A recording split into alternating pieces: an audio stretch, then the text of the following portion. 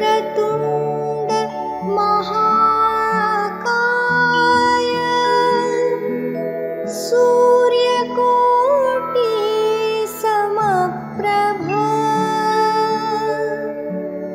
निर्विघ्नं कुरु मे देव सर्वकार्येषु सर्वदा। नमस्कार, आप्पांच्या गप्पामध्ये तुमचं स्वागत आहे। आज मी तुम्हाला गाणं ऐकवणार आहे लाईव्ह शो मधलं, आणि तो शो झाला होता कुवेतला। हा शो संगीत संयोजन या शोचं केलं होतं मी आणि प्रशांत ठाकरेंनी, आणि खूप मजा आली हा शो करताना। एक तर हा शो अरेंज केला होता, ऑर्गनाईज केला होता आमचा अतिशय प्रिय मित्र परेश पेवेकर यांनी। परेश पेवेकर स्वतः चांगला गायक आहे, आणि तेव्हा तो एअर इंडियामध्ये त्या कुवेत सेंटरचा मुख्य होता।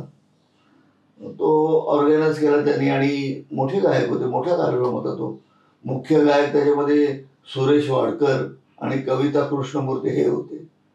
या दोघांबरोबर मी खूप कार्यक्रम वाजवलेत, पण एकत्र असा मी हा पहिलाच कार्यक्रम वाजवला, आणि अजूनपर्यंत तो माझा पहिला आणि शेवटचाच कार्यक्रम आहे।